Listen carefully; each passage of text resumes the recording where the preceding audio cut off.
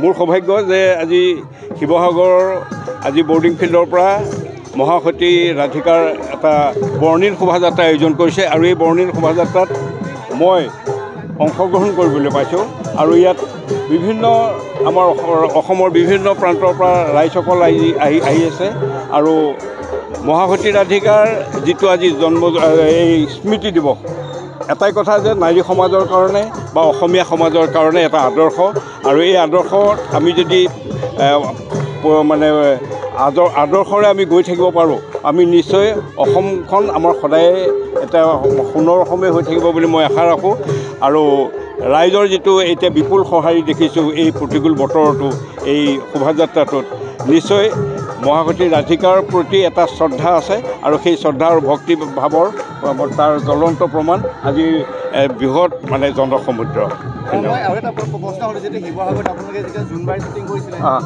সকলোৱে মনত ৰাখিছিলে বা আপোনাক এই নেত্ৰকাৰী বুলি সকলোৱে চিনি পাইছিলে আৰু আমি জোনবাই সম্পৰ্কত আমি কেইবাবাৰো বাতৰি পৰিৱেশন কৰিছোঁ শেহতীয়াকৈ যেতিয়া গায়ত্ৰী মহন্ত শিৱসাগৰলৈ আহিছিলে আমি তেওঁকো সুধিছোঁ যে দৰ্শকে পুনৰ জোনবাইক বিচাৰিছে গতিকে আপোনালোকে এই ক্ষেত্ৰত আচলতে আপোনাৰ অনুভৱ কি বা যদি আমি নিমাইজানৰ পৰা বাতৰি কৰিছোঁ তাৰ পৰাও ৰাইজে কৈছে যে আমি সেই জোনবাইৰ পৰৱৰ্তী খণ্ডটো চাবলৈ হেঁপাহেৰে ৰৈ আছোঁ আমিও হেঁপাহেৰে ৰৈ আছোঁ যে পৰৱৰ্তী আমি আৰু জোনবাইখন আকৌ আগবাঢ়ক আৰু এটা খুব ভাল খবৰ এতিয়াই দিওঁ যে আমাক মানস ৰবিনে এটা খবৰ দি থৈছে যে জোনবাইখন পূৰ্ণদৈৰ্ঘ্যৰ এখন অসমীয়া কথাছবি হ'ব আমাৰ সেই কালচোৱাৰ পিছৰখিনিৰ পৰা গতিকে আমি খুব কম দিনৰ ভিতৰতে আকৌ নিমাইজনত আহিম শিৱসাগৰত আমি 2-3 মাহ থকাকৈ আহিম জোনবাই আকৌ এখন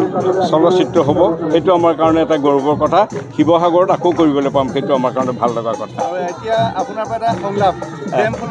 জোনবাই যিটো আপোনাৰ কঁঠাল ভাঙি খোৱা যিটো সংলাপ আছিলে অকণমান বিচাৰিছোঁ এই ডেমফুল কি ভেবা লাগি এনেকৈ ভেকে চাই আছ কথা নাই বতা নাই চিনি পোৱা নাই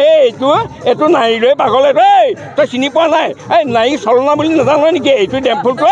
জলকা মাৰি থাক কাম বন কৰিবলৈ যাব নোৱাৰো পথাৰ সমালৈ যাব নোৱাৰো খালি মুখত বিহু বিহু বিহু বিহু সেইটোকে কৈ থাক থাক যি কৈ থাক বাপেকে যাওঁ।